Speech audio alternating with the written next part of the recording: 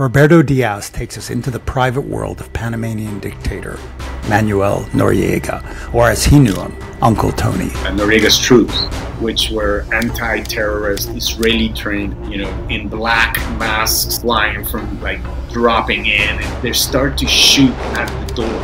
All of us are thinking, my brother holds me really tight. He's like, I can't believe this is how it ends. And we're all thinking, they're just gonna come and spray us off. Roberto Diaz didn't have the usual childhood, not by any measure. And they tie him up by their feet and hang him upside down and use him like a human piñata. Just start beating him. He loses all his front teeth from this beating. And at one point, I come in, the head of security tells me, he's like, what are you gonna do? Huh? Are you man enough to step up and defend your dad? And I'm like, yeah. And he's like, okay, then punch him. And Roberto Diaz really shouldn't be here today, but he is. And he's going to tell us all about his journey and how he beat the odds.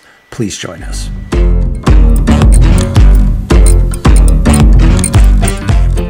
Welcome to The Great Untold, where we feature great, untold, true stories that should be movies or TV series, but aren't yet.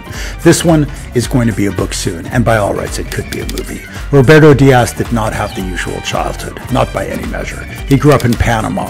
His father was the second most powerful man in the country, right after Manuel Noriega, the ruthless Panamanian dictator. The Noriegas and the Diazes were like family. The kids grew up together, the wives hung out together, until one day when everything changed, when they became sworn enemies. Roberto and his family were hunted, caught, imprisoned, and by all rights, they should be dead. But they're not. And today, Roberto Diaz is here with us to tell the tale. It is a crazy story, but also a moving one about survival, recovery, transformation, and healing.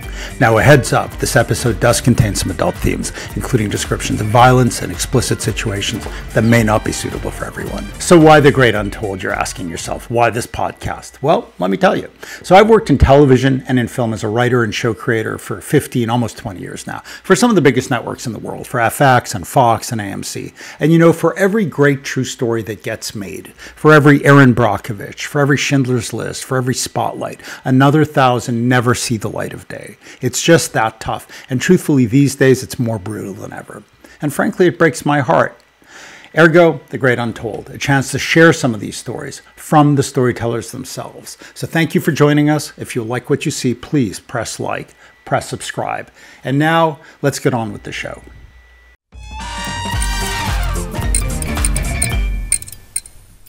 To many Panamanians in the 1980s, Manuel Antonio Noriega was a cult hero. To the rest of the world, he was a bloodthirsty dictator. But to me, he was Uncle Tony. Roberto Diaz, welcome. It's a hell of a start to a book. Tell us more. I'll just let you fill us in. Thank you, Nick, for having me here. And, well, I was encouraged by a therapist to write, and when I wrote the first few lines, Nick, I got transported back to my childhood, and I couldn't deal with it, and I stopped. I wrote maybe a page and a half, and then I stopped for about 2 years, and then I wrote another page, and then I had to stop for another year. I could not get it out. So let's go back to the beginning. For you growing up, Manuel Noriega you called him Uncle Tony. So for context, how does that happen? All right. So yes, he was Uncle Tony, and he was a very pivotal part of my upbringing because my father and him and just starting out in the Panamanian National Guard. And so they, I don't know exactly at what age they were, but they were young and just started their military careers. And they grew through the ranks together. The only person my father answered to in Panama, specifically the years of 1983 through 1987, was Uncle Tony. So it was Uncle Tony ruled Panama completely. It was a dictatorship. There were puppet presidents. But if you look at the history in that time period, there was like 5 or 7 presidents that were just moved around and taken out if they got too chatty about, you know, the military dictatorship, and they were just moved. And so the real power was in the military, and my dad was number 2. I mean, there's a lot to unpack here. You grew up just outside of the compound where Manuel Noriega lived, right? And that he was driven out of by the U.S. Army when he was finally arrested in whatever it was, 88, 89. Is that right? 89, yes. Well, we grew up, our families were intertwined since before I was born. Uncle Tony's wife was pregnant at the same time as my mother was. So Uncle Tony's wife, Felicidad, was pregnant at the same time. At that point, my dad had 3 girls, and Uncle Tony had 2. And so they were like, and you don't know what that means for super macho military Panamanian Latin men in the 70s. It was like a curse, you know. It was like, who's gonna have their son first? And so like they were, you know, as I understand it, they were kind of at each other and jesting like, no, I'm gonna have the male, you know, and you're gonna have another girl. And so like, you know, my dad already had 3 girls, and then they had 2. So a week before I'm born, Noriega's wife gives birth to their 3rd daughter. And then I'm born. And my dad begins this whole thing of almost taunting Uncle Tony over, I got the boy, you know. And so, you know, that's one of the images that's there. I'm a 4-year-old, you know, dressed in military uniform. And that was done as a, like, you know, my mom wanted to do it because, oh, it was cute. But my dad's ulterior motive was, let me rub this in his face, like I'm getting a military guy here, you know. So and I'm going to post the picture so people will be able to see it because it's with your permission. Yeah, of course. And there's some other great pictures in the book proposal that I'd love to sort of share too.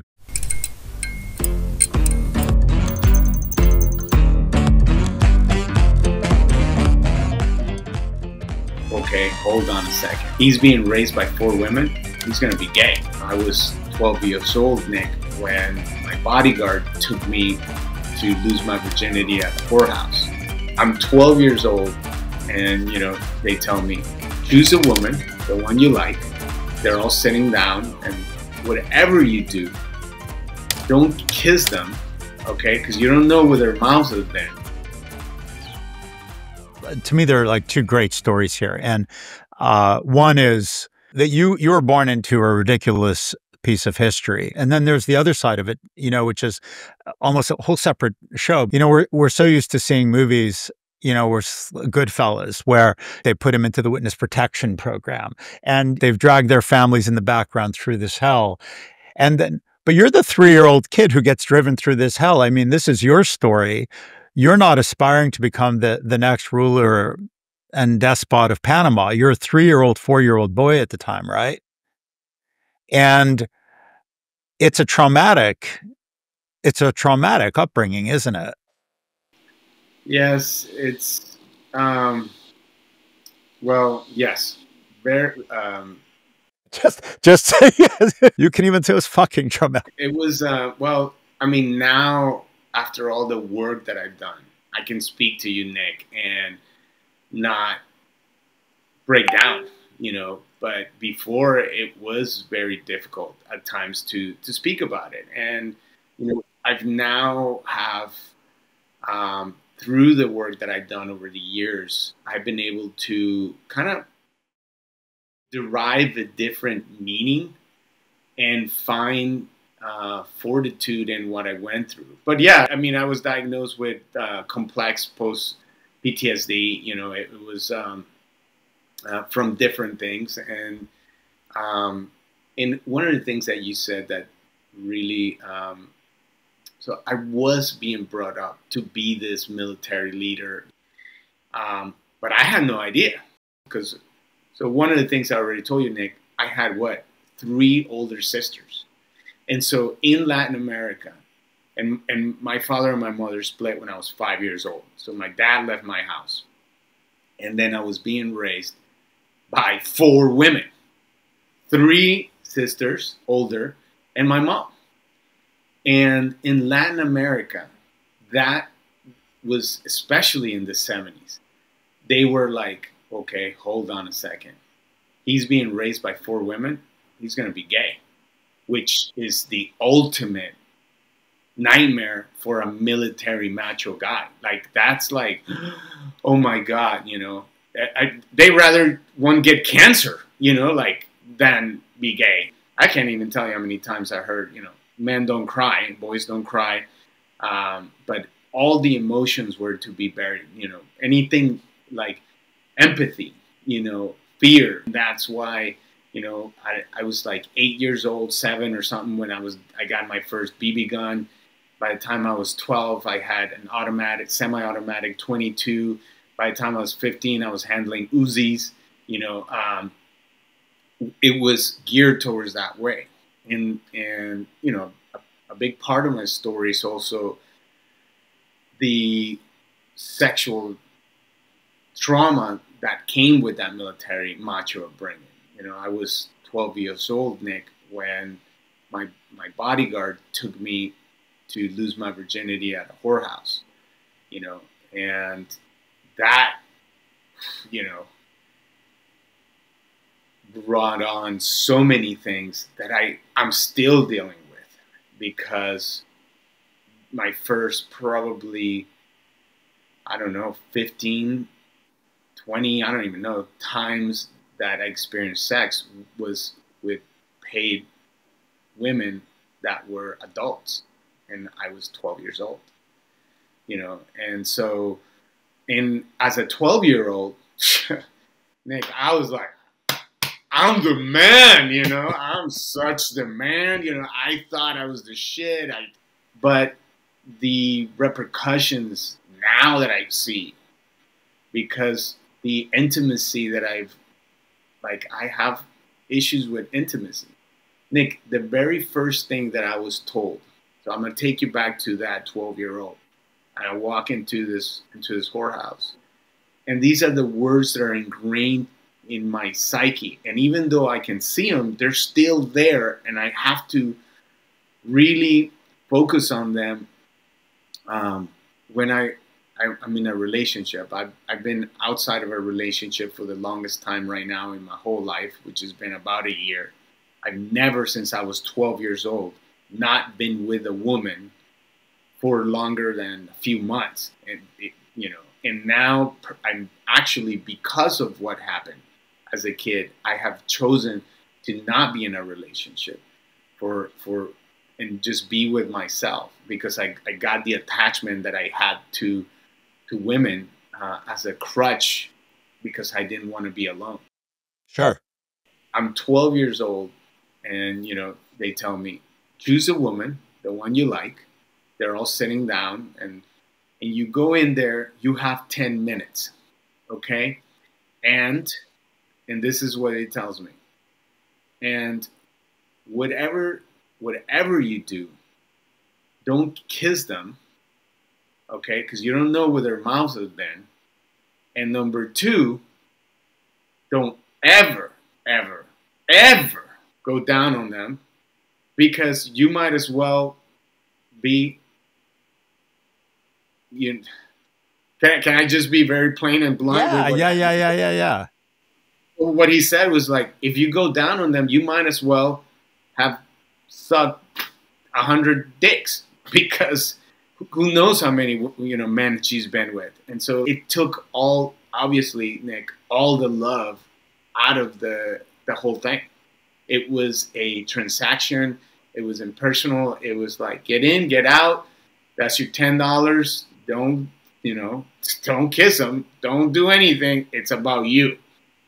And so, like, you know, the effect that had on me, I'm still dealing with it. No, I get that. I mean, well, at what point, like, how early on do you realize that yours is not a normal childhood? You know, I think it didn't dawn on me really until much later, perhaps in therapy, like in my 30s. But there were so many little events. I think the very first time that I really got a glimpse of this was in 1987. I'm 15 years old. I'm like drinking Jack Daniels to go to sleep on my own, and I'm like making myself sick, but I'm like throwing up and continuing to drink because I just want to numb myself. And at that point, I didn't even know what I was trying to numb, but I'm just trying to numb myself. My mom walks in and she's like, "Oh my God, look at you.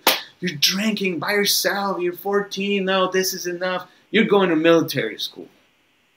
So they sent me to Riverside Military Academy in Georgia, in the hills of Georgia, about an hour north of Atlanta.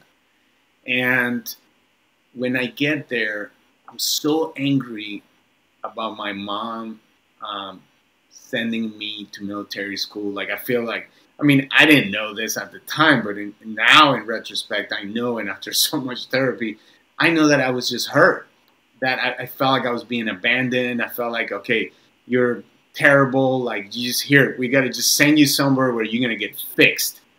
And so she sends me there, and so I'm this 15-year-old about to go to this military school, and she's dropping me off. There's a long line of cars dropping kids off, and the kids were being picked up by elder cadets, normally seniors.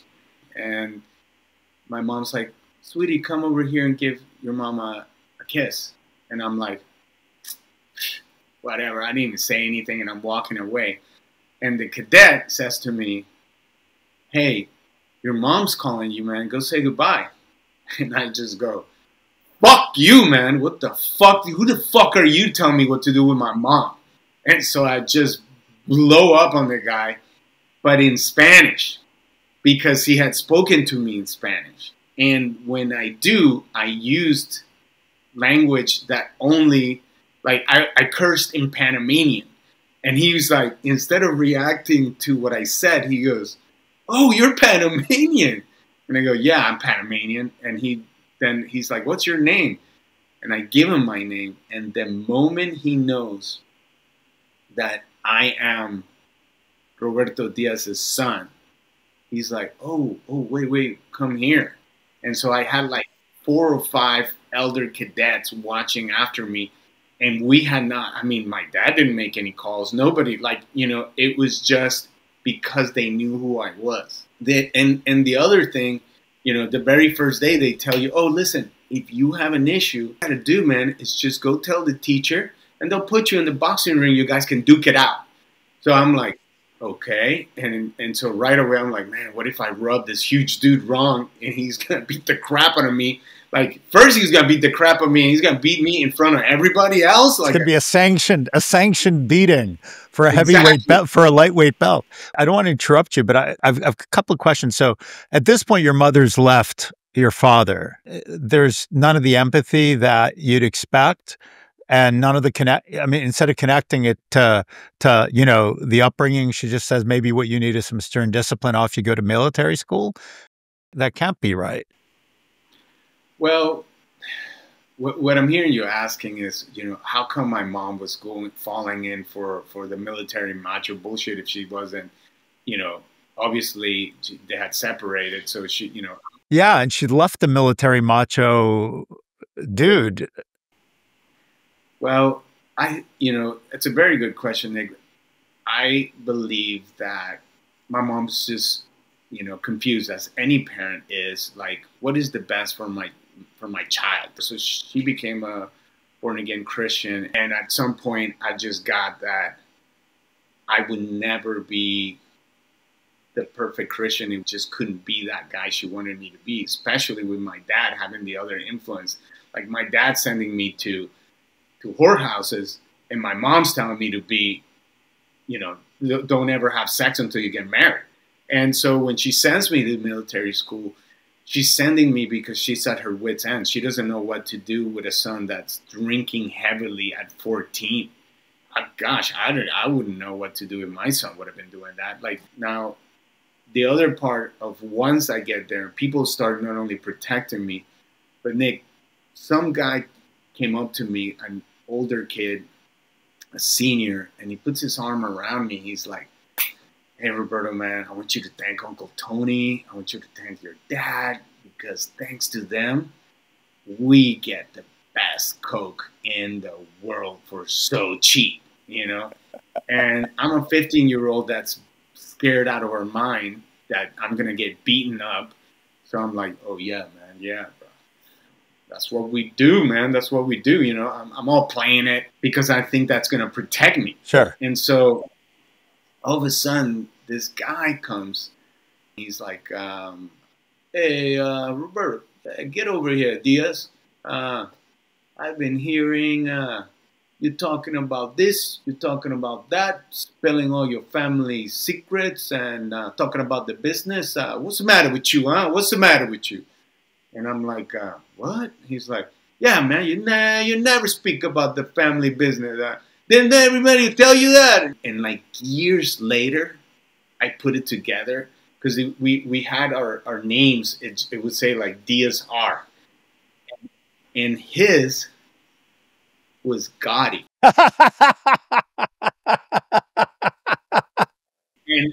And I was like, what? Like when I found out that who Gotti was, because I didn't know at this age who Gotti was.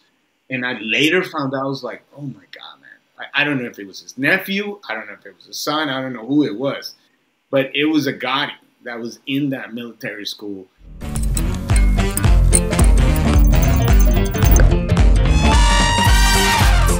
This blows up in June of 1987. Uncle Tony had asked him to kill somebody. We all have our skeletons in the closet. It's time that you make yours. It was an order he didn't want to do. You don't say no to your commanding officer. This is a commanding officer who had already ordered decapitations of people and torture of people. You're out and now you're being hunted. This blows up, which was in June of 1987. And all of a sudden, it's just like Goodfellas or any other movies when they're like, "Oh, so-and-so is talking. You know what we got to do now?" And so you're out and now you're being hunted. And that's like, I mean, that's a big part of my story. Well, I mean, for context, because people listening to this won't have it and we sort of skipped over it. But in, what is it, 1987, your father publicly denounces Manuel Noriega, comes out against him. And that's not usually a healthy move to make. And everything in your life's changed, doesn't it? It does. And the thing is, there's been a lot of speculation over the years, Nick, on why didn't my dad do that? Let me just interject something before I move on there. The day I was born, Nick, my father almost dies. He's in a military mission at 9 in the morning, and his helicopter that he's on falls from 1,000 feet in the air and crashes, hits a palm tree, bounces off, and then ends up in this field. Well, he didn't find out for decades later, like that when he met some of the survivors, because nobody died, but the survivors of that crash, that palm was on a precipice of another 1,000 feet. So if he wouldn't have hit that palm, it was so many chances of him dying that day, and I was born 6 hours later. I thought what you were about to say is, and then years later he found out that actually Uncle Tony had blown that plane up. I thought for sure that's where this was going. No, it was more, at this point, him and Uncle Tony were good. They were working together. This was just a mechanical failure, or maybe pilot error. I don't know. I don't want to say, but whatever happened, he almost passed that day. Now, bringing it back to 1987, it blew up between Uncle Tony and my dad. So I am at our home, which is the home that you're talking about, that is very close to Noriega's compound. And I'm there, and my dad comes home from work so upset that his wife, my stepmother, doesn't want to even talk to him because he's so mad. So a maid comes in and gets me from his room, and she's like, your dad wants you to go and have dinner with him. I already ate. And they're like, go, he wants somebody to, you know. I already ate. Like, okay. So I go over there, and I remember my dad barking orders at me, and he's like, get me a drink, you know, and I'm like, okay, what? And he's like, whiskey, 2 fingers. And I'm like, oh, okay, and I go, and I come back with a glass with 2 fingers of whiskey. And he's like, no, 2 fingers, 2. And I run back, and I go get him to drink, and he's pounding old par Scottish whiskey, you know, and basically doing catharsis and telling me what had happened that day at work. And what had happened was Uncle Tony had asked him to kill somebody. And it was an order he didn't want to do. And, okay, so for context, in Latin America, throughout the 70s, 60s, and 70s, there was a lot of kidnappings. And the military government in Panama had created an unwritten rule. They're like, we're going to nip this in the bud. And so if anybody ever got caught, there was no trial, there was no jail, they were just murdered. And it led to very little kidnappings. I bet. A very wealthy family had a baby kidnapped. And they had found the main person, tortured him, and he gave up the contact in the house, which was a nanny.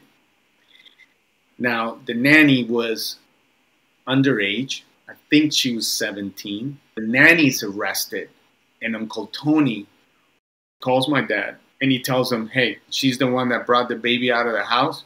You know what you got to do, Roberto? I want you to go to jail, and you give the order for this girl to be killed. And my dad says, hold on, Tony, hold on. Let me go talk to her. So my dad goes and talks to this woman, to this girl. He comes back and says, Tony, listen, this girl was just a stupid girl. She got swept up by this guy's rhetoric about the unfairness of life and, you know, the upper class. You know, my dad comes back and says, Tony, she's in, you know, she fell for this guy. She fell for all this BS, you know, but 25 years in prison, she's going to come out. She's going to be, you know, 45 years old, 44 years old. Like, it's enough. It's enough punishment. You don't have to kill her.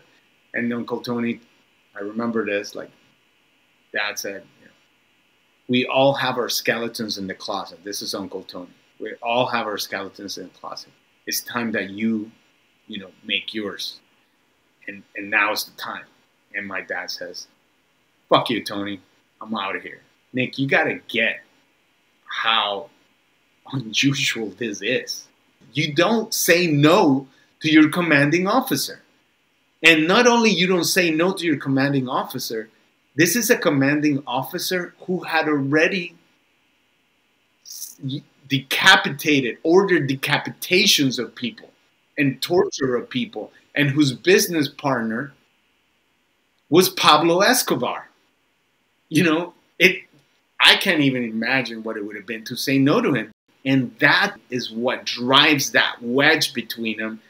And, you know, they killed her. They killed the woman. It came out in the news she had committed suicide, but everybody knew what happened. And a couple of months later, then my dad comes out on national television by the next day, it was CNN, Newsweek, Times, every major publication was there listening to my dad tell the world that, yes, he knew, Uncle Tony had rigged the elections, ordered people killed, was dealing drugs. I mean, it blew up. Panama stopped after those, like the whole country came out. There was like paralysis. When you see that, what goes through your mind? I was so, at 15, you just don't know much. And so I was like, what was in my head was like, okay, how am I gonna, this is a lot of things going on here. Like, how am I gonna finish my finals? Like, I was worried about my final grades for 9th grade. And then he tells me shortly after he did that, he's like, oh, you're not going back to school. It's too dangerous. And so I stopped going to school because it was too dangerous. I mean, that Gotti kid probably could have told you weren't going to be there for the next morning. Yeah. Exactly. Like, it was nice seeing you. Hope you make it to lunch. Yeah. Yeah. And it was like, we then stayed in self-imposed house arrest because it was too dangerous to be outside. For how long? Wow. 2.5 months, 2 months, something like that. I mean, to me, it felt like years. And during that time, my dad kept making noise while we were in house arrest. How? Doing interviews. He kept spilling this family secrets. This is the military family secrets to the media. Like he's gonna get whacked. But we were inside my dad's bunker. So big, huge, tall walls. And we had about 40 armed men between bodyguards who stayed and cousins of ours that came and said, well, we'll help you protect yourself, and we believe in trying to get Uncle Tony down from the government, out.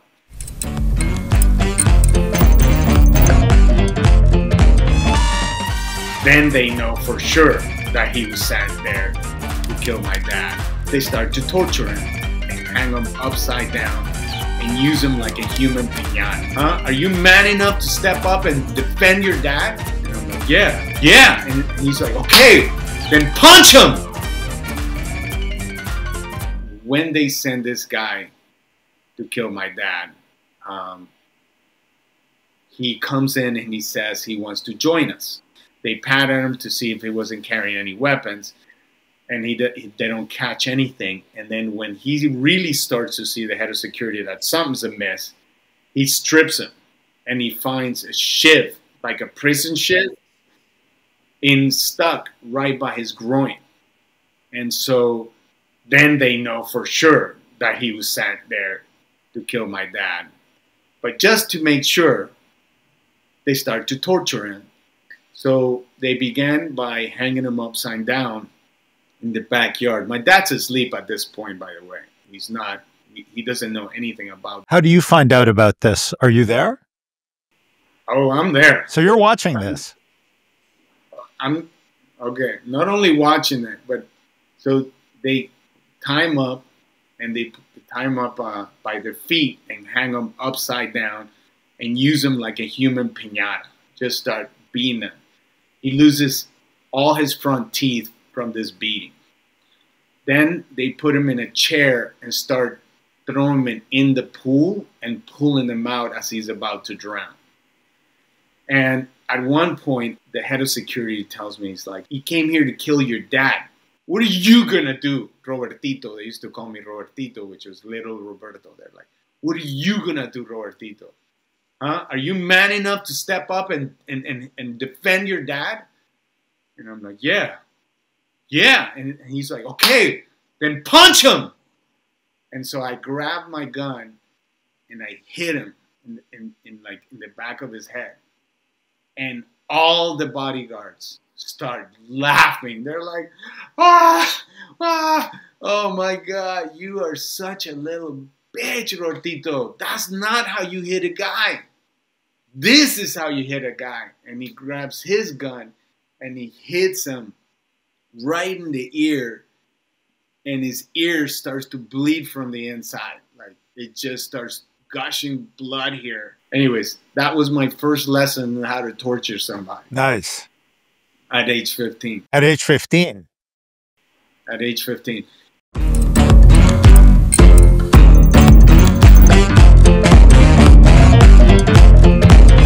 And they grabbed me between 4 or 5 and started beating me with the butts of the guns and not knowing whether they're gonna beat me to death. They yanked my dad out of the bus and they take him to the edge of the base right on the ocean. I remember my dad turning around and waving at us and like this, like, okay, we'll never see you again kind of thing. All of us are thinking at any point they're going to pull a gun and just shoot him in the head. Well, one more thing that happens during this house arrest is, and it was that naive, lack of experience, just being completely naive. This news reporter is like, oh, I want to take pictures of you. Do you mind if I take some pictures of you? And she was very flirtatious. And I'm like, yeah, baby, what do you want? You know, and she's like, oh, put this weapon on, put this gun. And she takes these photos. The only one that survived this one picture where I'm holding this M1 rifle. And when they stormed the house. They being who? Noriega's troops, okay, which were anti-terrorist, Israeli-trained anti-terrorist troops, you know, in black masks, all dressed in black, flying from, like, dropping in and everywhere, swarming the home, like you see in a movie. Yeah. So I'm laying in my dad's bedroom with the 52, 53 people inside the house, my 3 younger siblings and I, my older sibling that's 18, and they start to shoot at the door. And every time there's a bullet hole, I see a ray of light coming through, like, and this to me is happening in slow motion. And it was, the sun was coming up from that side. So I see rays of light and the dust particles from the door falling over the, like a snowfall of the particles of the wood that has been knocked from the bullet that is flying above our heads at about like 1 foot to 2 feet over our heads. And I'm thinking, all of us are thinking, my brother holds me really tight. He's like, I can't believe this is how it ends. And all of us have, like, we're all thinking, they're just going to come and spray us all. Like, just murder us all. But they don't. They come in and they pull us out. And they start to drive us outside of the house. As they drive us outside of the house, one of the guys dressed in black says, oh, this is the military commando kid. This is the guy. This is the junior. This is the colonel's son who thinks he's a badass. And they grab me between 4 or 5 and start beating me with the butts of the guns and not knowing whether they're going to beat me to death. Like, because the anticipation of like, oh, like getting beaten to death, I'll take a bullet. Yeah. And that was, that event marked me for life. Like I still have, and my siblings too, especially my younger siblings that was there. It has marked all of us. Well, I mean, yeah. And those are all, I mean, at any age, but those are all formative years. What happens to you guys? You're arrested, you're in Panama at the time, I guess, right? We get arrested, my younger siblings, my stepmother, my stepmother's mother, and I get taken to a military base with my dad. And then at that point, they yank my dad out of the bus and they take him to the edge of to the edge of the base, right on the ocean, on the Pacific Ocean. And I mean, all of us are thinking at any point they're going to pull a gun and just shoot him in the head. Like we're waiting for that. And then we see a helicopter coming, and I remember my dad turning around and waving at us, and okay, I don't know, we'll never see you again kind of thing. And then he gets taken in this helicopter, and it was one of the things that we would joke about as kids, like my group of cousins, my friends, we would joke about this stuff, hey, that dude is starting to piss me off, man. I'm going to call Uncle Tony and take him for a helicopter ride. You know what I'm saying? And so, I still have that in my background.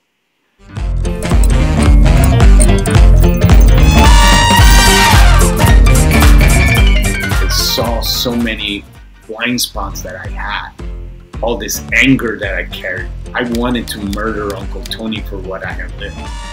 That anger was eating me inside. I was able to see that in this one course that I took, and I brought my brother, and I was like, brother, we have to let this go. We have to transform what we were taught, or we're not gonna make it. One of the things that I see is my brother this week. He's my younger brother. That day he was there. He was 5 years old, and he is now in a Panamanian prison, and he is looking at over 10 years. I believe these are the repercussions of what happened that day, and his inability to see that he was deeply affected by it. So throughout his whole life, I tried whenever I found things that worked for me. I'll give you an example. So I found this education called Landmark Education, and I did this thing called the Forum. And when I did, I saw so many blind spots that I had, and all this anger that I carried. I wanted to murder Uncle Tony for what I had lived. And I had this huge chip on my shoulder, full of anger. And I remember I even had said, if I can't murder him because he's in prison, I'll murder his kids or his grandkids. I want revenge. And that anger was eating me inside. I was able to see that in this one in this one course that I took, and I brought my brother, and I was like, brother, we have to let this go. We have to, alter our upbringing. We have to transform what we were taught, or we're not gonna make it. And he was unable to see it at that time, and where he is now, Nick, I can tell you, I was headed for prison, or I was gonna die because of the anger that I held. I mean, I know the Landmark Forum, and the Landmark Forum is amazing. What got you to go? What's the moment where somebody invites you? I presume somebody said, dude, you should come check this out. Where are you at that point in your life? Had you hit bottom? No. I know my dad had mentioned, on a couple of occasions, therapy. And I almost think that he went, I know he encouraged for me to read a lot. So he brought a lot of books about self-discovery into my life, and just reading in general. That was all my dad. But the invitation to do the forum came from a woman that I was in love with. And she brought it on fast. We had just started dating. And she was like, I'm going to go do this thing. And I'm wondering if you want to do it with me. And, you know, it's a self-reflection thing. I didn't even get it. I was like, okay. How old are you at this point? 32, 33 maybe. I'm living in California at the time. And I accept, because I felt it was a challenge. It was almost like this woman's like, this is like introspection stuff. I don't know if you can manage this, you know, like. And so I took it as a challenge. So I sat right up at the front of the thing. And the very first thing I heard the leader of this course say is, the more you share, the more you're going to get out of this course. And the more you're going to accomplish. So my hand was being raised like every single time. Like, you know, he was talking about like, you know, being centered and being able to deal with everything. And I'm like, hey man, I'm a surfer. When I'm in my wave, I'm like nowhere else. I'm so in the present. And he goes, okay, Roberto. And then when you finish the wave and you paddle out and you're waiting for a wave, is your mind okay? Or are you thinking, what's my girlfriend doing at the beach? Is she talking to somebody? What is she doing? And I was like, how does he know I think that? Yeah. And so I really got cleared. I was a hyper jealous guy, but I had no idea that I was. And that was the blind spot, one of the biggest blind spots. And I transformed that conversation because the woman, Nick, that had brought me there, we had just started to date, and she told me, look, I want you to get that my best friend is my ex-boyfriend, and he's going to be my best friend for life. And you got to be okay with that.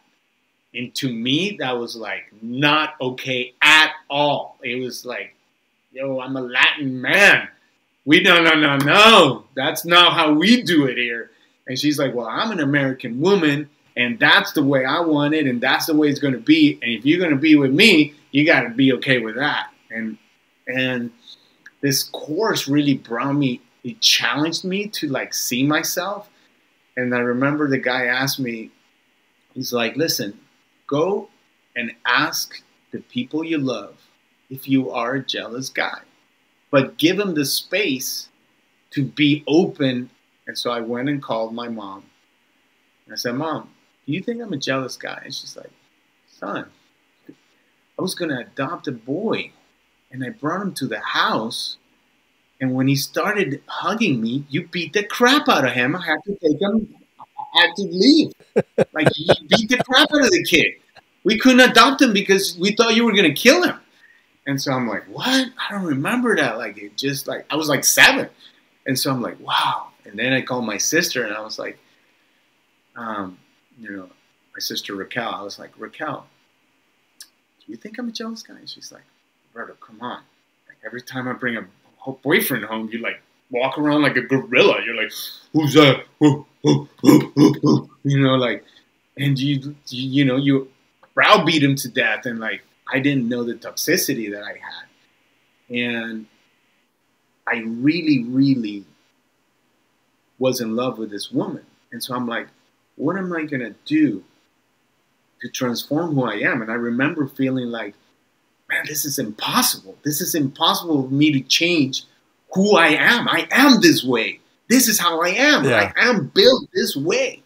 And so I was like, okay, I don't know how, but you know what? What I do know is that I have 2 things that I'm good at and can be vulnerable, and I can be courageous. Let me use those 2 things. And so, Nick, I get on the phone and I call this ex-boyfriend of this woman. And I call him and I go, hey, listen, my name is Roberto. Here's the thing. I'm extremely uncomfortable with this situation. And I've been thinking a lot about it. And Ollie, what I got to was, I'm just really afraid. And what I'm afraid of is that your penis is going to go into her vagina again, and I'm going to hurt. And there's this dead silence on the line. Like, but what it felt was like an hour. And all of a sudden, Ollie says, holy fucking shit, man. Now I know what Marla sees in you. Bro, I want to meet you. I want to talk to you. I want to... Do you surf? So we went surfing, him and I. And we started to surf. And 2 years later, I'm with Marla. We're living now together. So let me ask you, can I ask you a question? I'm still trying to figure out the jealousy thing. I don't know what happened in the Landmark Forum that the Landmark Forum leader picked off spotted jealousy. God knows that they're incredibly perceptive. And obviously what you had was an incredible repository of anger. You know, is without what it was really just like scared, insecure, and dangerously angry. And it just came, you know, that just if it happened to concern a woman or one of your sisters. Let me see if I can put it into perspective, because I get that you're a little confused about that. And it's like, so look, it was part of the whole macho thing. So it was like it's women were your property. Got it. Through high school, college, I cannot tell you how many fights I got into. And she felt that possessiveness that I had. And so she told me from the get-go, this is what's so. And I transformed that conversation by it's not even change, it was like becoming someone else. I became another possibility, and that possibility allowed our relationship to later turn into a marriage. We're no longer together, but that marriage produced my daughter, who is one of the humans that I love the most on this planet. It opened up whole new doors. Whereas my brother kept in the same line, and it led him to the results where he's at now.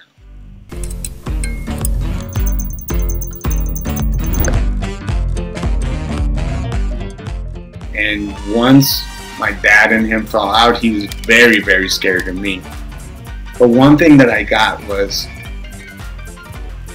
to his daughters, he was an amazing father.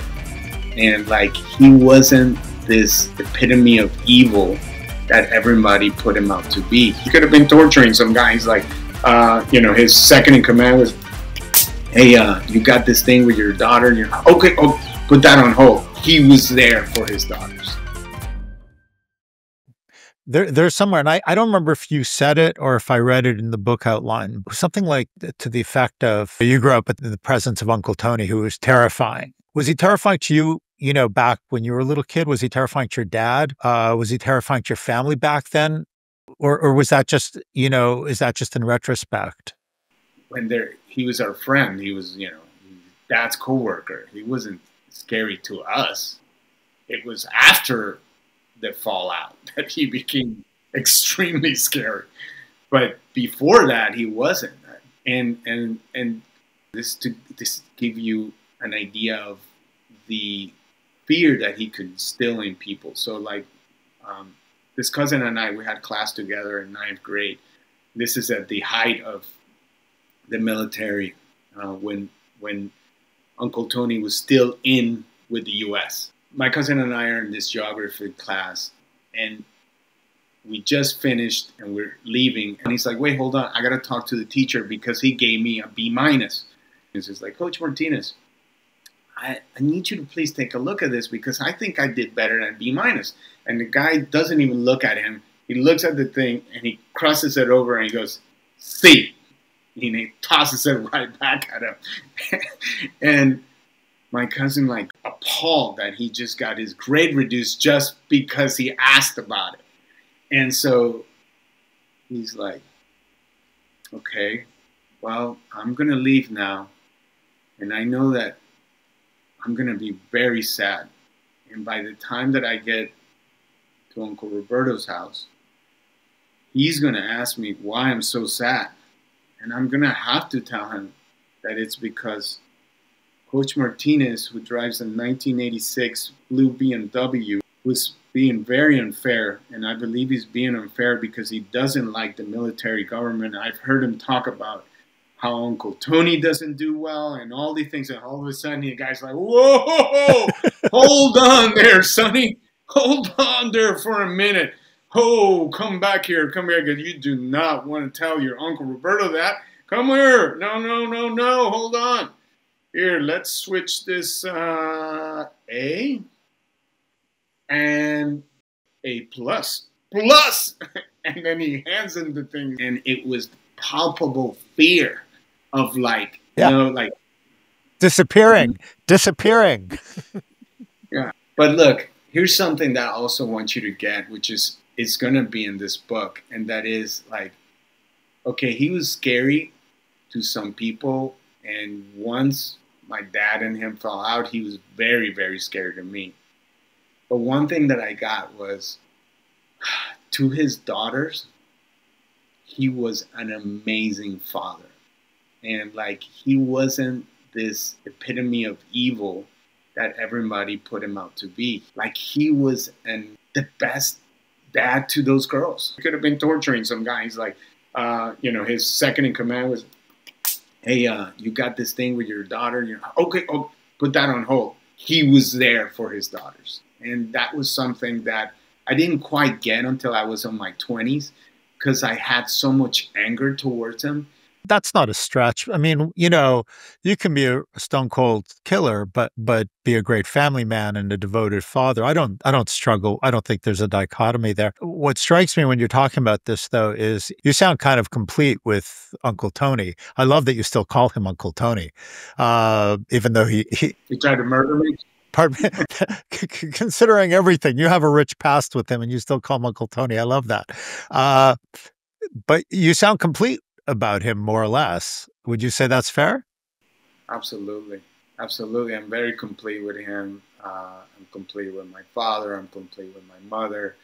And yes, and like, look, if I was so angry at him, and I'm able to call him Uncle Tony now because I did forgive him. Oh, you went through a stretch where he wasn't Uncle Tony? Oh, heck no. I mean, that makes sense. Thank you. Yeah, even, you know, it's funny you should say that, because the other day I was talking to one of my sisters, and I said Uncle Tony. He's like, why are you calling? Well, there's this thing you should do called the Landmark Forum where you call him Uncle Tony. She's like, fuck you. I don't want to call him Uncle. Yeah, and I mean, to all of us. So, I mean, this is why I was telling you earlier, like, this thing that happened this week is my brother getting arrested. It just shows how important this work can be in the results that you want out of your life. Like, my brother's not wrong. I'm right. Like, not at all. It's just the results that he has produced in this life. Like, because of not letting go of certain things, because of staying with the macho discourse that was taught to us. Like, I definitely felt I was not going to be alive by the time I was 30. I was too volatile. I was, you know, that was the thing that was taught, Nick, to us. It was like, look, whoever punches first punches twice. And, you know, if my dad told me this, he said, if somebody ever wants to fight you, bring a knife. If they bring a knife, then get a gun. And if they have a gun, then you bring 100 guns, and always be the one that's more aggressive. So that's how I lived my life for the longest period. And this translated into, at 16, Nick, I was driving, you know, I had this kid at my school dared me to race him. He had a sports car. I had a sports car. And I was driving through the streets of New Orleans at 150 miles per hour at 16. Like, it's a freaking miracle I didn't kill somebody or myself, you know.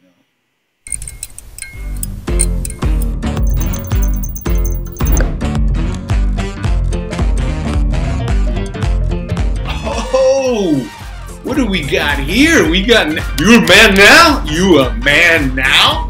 All right, here. And he takes out his side weapon and he tosses it at me. I'm like fumbling and I grab it and he's like, shoot me if you're a man. Come on. We view ourselves sort of like the way we view a piece of furniture, like an object, like a chair, that where, you're a stool, you've got 3 legs and, you're unchangeable, but we're not. We really can change. You decided to sort of transform something. I guess it's easy to get resigned. The harder your life has been, the easier it is to get resigned to the idea that, you are the way you are. And fucked up is the way this is, and that's the way you're going to die. And then, you sort of have that catharsis where you're like, shit, I changed this small facet of myself that I didn't even know was, but it's tough not to be resigned sometimes. It's very tough. And for me, the transformation came slow, and it came when when I hit the lowest of the lowest, and the lowest point for me in my life was, I haven't mentioned that to you. It was for me, the lowest point that I came to was a phone call that I got from one of my sisters. Okay, and before I get into that, I have to tell you, like, when my dad left when I was 5. When he does, I was told, you are now the man of the house. I was 5 with 3 older sisters, and they're telling me I am now the man of the house. And as the man of the house, it's your duty to protect your sisters. This is what I was told. Right. And I took that and put it in like a chip in my CPU. And so at 12, my dad gets in an argument with one of my sisters, and he's about to hit her, and I grab his arm in midair. Because by 12 years old, I'm already physically bigger and stronger than my dad. And I grab his arm as he's about to hit her, and I'm like, no, you're not going to hit her. And he's like, oh, what do we got here? We got, you a man now? You a man now? All right, here. And he takes out his side weapon, and he tosses it at me. I'm like fumbling, and I grab it, and he's like, shoot me if you're a man. Come on. And I start crying, and I hand it on. He's like, see, you're not a man yet. You can't shoot me, and I'm like, okay, shit. I didn't know that was the measure of being a man, Yeah, so but throughout our years, we end up almost going to fist fight on several times. And the thing about it was that, he just had so much more psychological weapons, than me, that like he could just do circles around me. And so, the other times that I confronted him, he was like, come on, come on, hit me. In the background, though, behind him were 2 bodyguards who I already knew had already beaten the crap out of people and seen them. And so they were like, don't you dare. Like, my dad's egging me on, like, beat me. Like, come on, I'll give you a free one, come on. And they're in the background going, oh. And I got the message. I was like, man, if I hit him once, they're going to beat the crap out of me. Like, they're going to hope, I'm going to be gagged, bound, and my dad's just going to take punches at me. So I never did hit my dad, but man, we came close. At 25, I get this phone call, Nick. And this phone call is from my sister. And she's telling me that she just relived the moment in her life. Like a memory came up. And it was a memory of our father being on top of her, being inappropriate with her.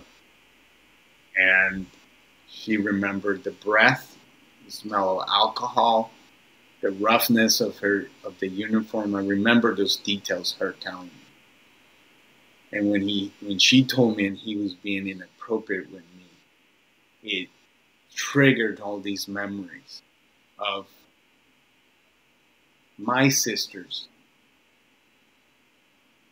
One particular being inappropriate with me. And what I got was they were repeating a cycle of something that happened to them. And it all was like, it felt like dominoes. Like, you know, me being 5 years old and my sister showing me things that she shouldn't be showing me and doing things with me that we shouldn't be doing. But I got that it was because somebody had done it to her. And all of a sudden, this anger comes up. Like it had, I mean, I had been angry at Uncle Tony. This paled in comparison. And all of a sudden, I'm like, after I hang up that phone call, that night, I am thinking, how am I going to go back to Panama and kill my dad?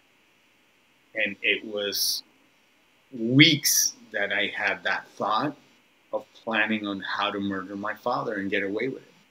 Or not. I was like, well, if I can't get away with it, fuck it. But I'll take care of him. And then whatever happens, happens.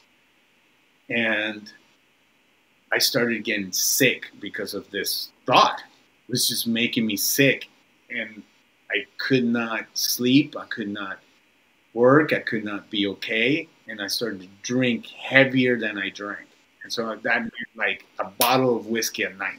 Out of the blue, a friend from college calls me and he goes, Roberto, I have a place in Maui.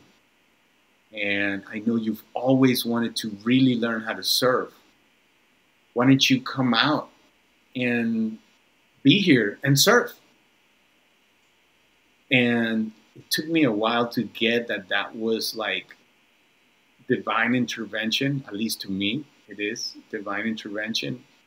And I went to, and I dropped out of everything. I dropped out of my career. I dropped out of my family. And they didn't know what was internally going inside me, but I knew, and that change started a big transformation of my life because I started to focus on something that I love to do. Yeah. And it was, I mean, it sounds like also just like, you know, you wrote a chapter in your own story instead of like the family story, the cycle of abuse and insanity and anger. Suddenly you just wrote a chapter, which was, I'm going to go tune out and not kill my father this week. I'm going to go surfing. Yeah. Yeah. It was, I mean, I was scared. And the people around me, you wouldn't believe, Nick, the things that I heard. And I remember this lady telling me, she's like, you're going to do what? You're going to go to Hawaii? You can't move to Hawaii. You got to ask permission. You need like special, like, no. If everybody could move to Hawaii, everybody would be in Hawaii, Roberto. You can't just move to Hawaii. And then later, so you should have called her back from Hawaii. Say, you know what? We got an extra room for you. It's not true. You can come to Hawaii.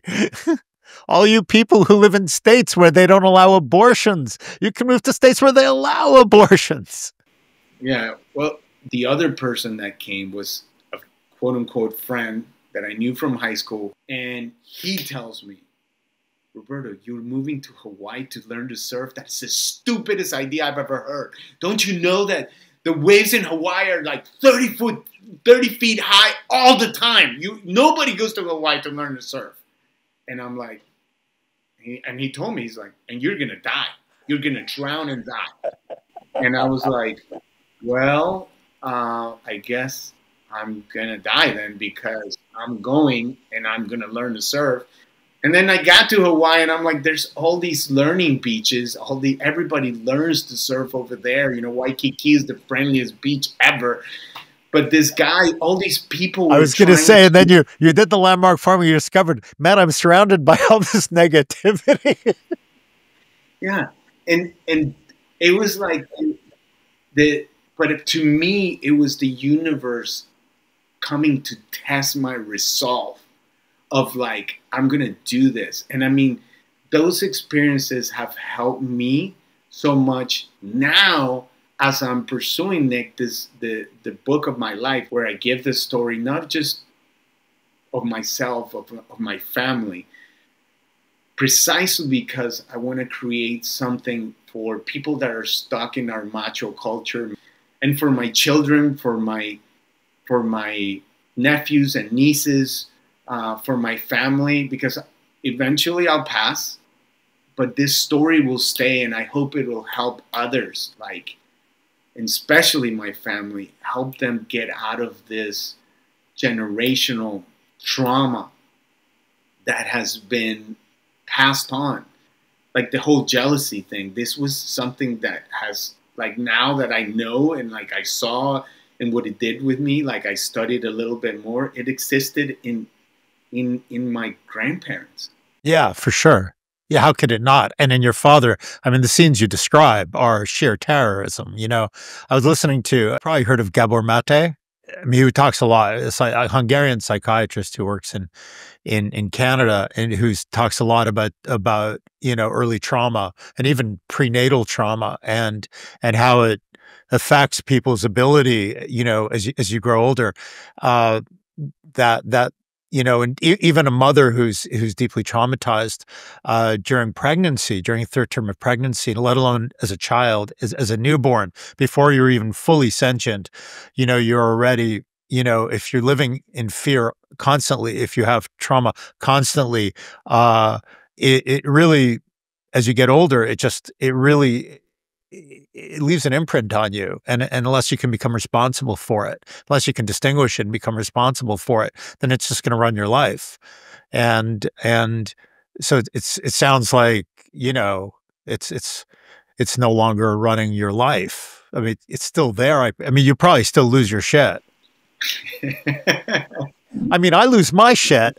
I mean, my father never tried to pistol whip me. Mind you, you never said that he tried to pistol whip you. But, you know, if you sat next to me when I'm driving, I mean, I'm a deranged lunatic. I mean, my 11-year-old in the back is like, you know, he can't hear you. Well, let me tell you, I think I actually remember the last time I lost my shit. It was probably like 7-8 years ago, I think. Yeah, but I mean, because you probably have a different definition. I think you and I have different loses our shit. Exactly. Yeah. For me, losing my shit was, you know, I was at a bar. This is right prior to my divorce, but I was very stressed out, I remembered. And right then, my friend called me. He's like, I'm going to a bar. You going to come? I'm like, yeah, I'll come. And then this guy, we see that he's like totally wasted, and we're like, oh my god, man, this guy's gonna kill somebody. The guy was really big, and I'm like 5'7", and so like he was like 6'2", 6'3".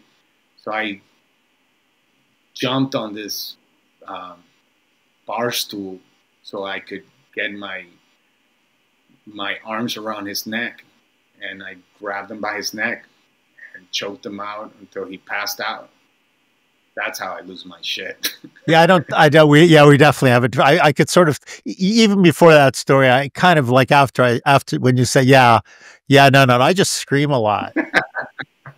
So what do we take away from the book when it's finished? What do we take away from all of this? All of it, multi-generational trauma, crazy part of history, people helicoptering in to kidnap you, you know, the transformation and your life, not just the book, but from all of this, from your life. What do you want the takeaway to be? You know, I mean, it's a hell of a story. And if this was a movie, it'd be a hell of a movie. So my belief is that I had to go through what I had to go through so I could be a light for others that have felt the same way.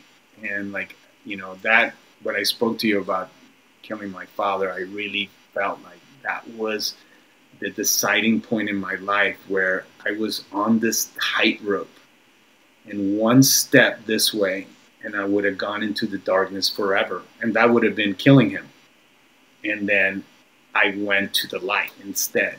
And by going to the light, so one of the takeaways is if someone is ever at that point where they just feel like, you know, they're like, that's it, they're at the bottom, they don't know what to do next, like they feel like life's over, and like you're thinking about killing somebody, go find something you love to do and just do that. Just feed your soul with whatever you love, whether it's painting, singing, whatever it may be. Just focus on doing that, and that will bring the healing on its own. Like, and the big part for me, and another takeaway that I want to leave people with my story, is the forgiveness.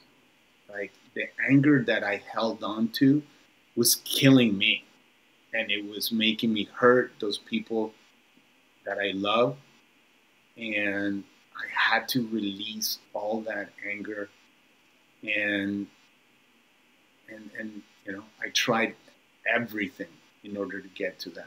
I mean, it wasn't just Landmark, it was years of traditional therapy. It was like I did a mushroom trip to let go of the PTSD. Sure. Like, all these, I tried whatever I could. And also, the last takeaway is that none of us are perfect. And so, like, my father and my mother made many mistakes, but what parent hasn't? They did the best they could. Yeah. My mom and dad. And letting that go, forgiving them, you know, because I blamed my dad a long time.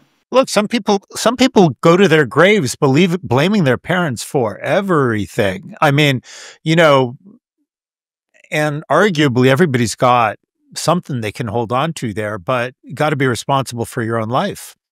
You've got to be responsible, not just, I mean, for who you're going to be out there in the world. How I see it and why it's so clear to me. My brother is in prison, and one of the things he said was, well, I hit my wife because my dad hit my mom. And so, like, what else did you expect me to do? That's what I saw. And my mom didn't go anywhere. Why is she upset? My mom didn't get upset. You know, and so, like, this repeating of this cycle, and to really forgive and not, like, be defined by our parents' actions to do the things that they love. And hopefully that brings and changes just the world just a tiny little bit. Yeah, no, for sure. Absolutely. It's never too late to take a step in that right direction. You know, find something that inspires you even a tiny bit. I wish you all the best of luck with the book, and just thanks for taking the time, Roberto. It's been amazing. As for our viewers, thank you for joining us as well. If you like what you've seen, please press like, subscribe to the channel, because I promise you, we're just getting started. So subscribe now so you don't miss the future episodes. And finally, if you've got a story of your own, if you think you've got something that belongs, we'd love to hear from you. There's an email down there below, a contact email. Please drop us a line. We'd love to hear from you. Until next time.